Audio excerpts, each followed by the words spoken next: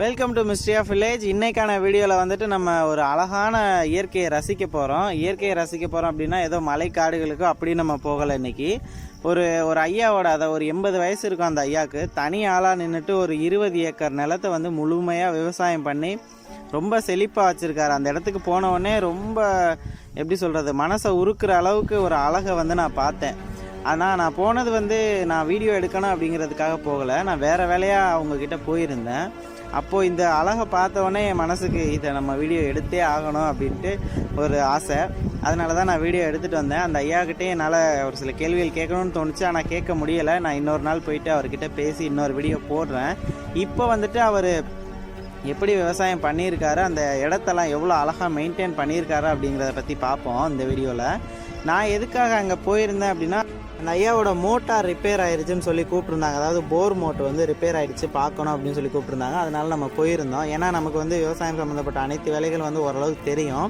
அதனால் போயிருந்தோம். இது இப்போ வந்து என்ன பண்ணுறாங்கன்னா, டெஸ்ட் பண்ணுறாங்க. அதாவது மோட்டரில் காயில் போயிடுச்சா இல்லை வேறு எதுவும் ப்ராப்ளமா அப்படின்னு பார்க்குறதுக்காக சும்மா டெஸ்ட் பண்ணுறாங்க. மோட்ரு வந்து ஒயர் தான் போயிருந்தது, காயில் போகலை. அந்த வேலையை பார்க்குறதுக்கு தான் நம்ம போயிருந்தோம். இதை பார்க்கும்போது தான் நான் அந்த விவசாய நிலங்களை பார்த்து ரொம்பவே ஷாக் ஆகிட்டேனே சொல்லலாம். அதை வந்து பார்க்குறதுக்கு முன்னாடி இதை ஒரு சின்ன விஷயமா நான் சொல்கிறேன், இது எப்படி பண்ணுறது அப்படின்ட்டு. இதுதான் மோட்டார். இதை வந்து போருக்குள்ளேருந்து நம்ம தூக்கி வெளியில் வச்சுருக்கோம். எவ்வளோ ஆழத்தில் இருந்துச்சுன்னா ஒரு 400 அடி, 40 பைப் இருக்கும். ஒரு பைப் வந்து 10 அடி வரும். அந்த மாதிரி தான் போடுவாங்க. 2 இன்ச் டெலிவரி இந்த பைக் போட்டிருந்தாங்க.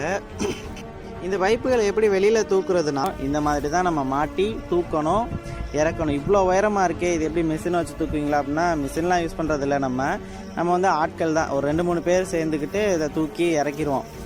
ஏன்னா நம்மலாம் தமிழர்கள் இல்லையா, நமக்கெல்லாம் ஸ்ட்ரென்த்து கொஞ்சம் அதிகம். அதனால் நம்மளே தூக்கி இறக்கிடுவோம். இது இப்போ இருக்கு இல்லையா, இது பேர் வந்து வயசுன்னு சொல்லுவோம். இதை வச்சு தான் வெயிட்டை பேலன்ஸ் பண்ணுறது. அதாவது டக்குன்னு போயிடாமல் பேலன்ஸ் பண்ணி வச்சுக்கிட்டு நம்ம பைப் எடுத்து மாட்டுறது, அதை அப்படியே இறக்குறது அப்படிங்கிற மாதிரி வேலைகளுக்கு நம்ம பயன்படுத்திக்குவோம். சரி, ஓகே, அதெல்லாம் இருக்கட்டும். இது வந்து நம்ம இதை பற்றி இன்னொரு வீடியோவில் பார்ப்போம். இன்றைக்கி வந்து நம்ம இந்த இயற்கையை ரசிச்சுட்டு போகலாம். அதாவது இந்த ஐயாவோட நிலத்தை வந்து முழுசாக பார்ப்போம். எவ்வளோ அழகாக மெயின்டைன் பண்ணுறாரு. இந்த இடத்த பார்க்கும்போது உங்களுக்கு என்ன தோணுது அப்படிங்கிறதே நீங்கள் கமெண்ட் பாக்ஸில் வந்து சொல்லுங்கள்.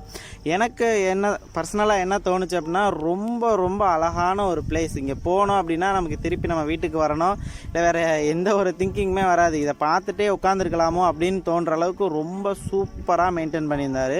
அது எப்படி இருக்குது அப்படிங்கிறத இப்போ நம்ம வந்து வீடியோவில் ஃபுல்லாக பார்க்கலாம்.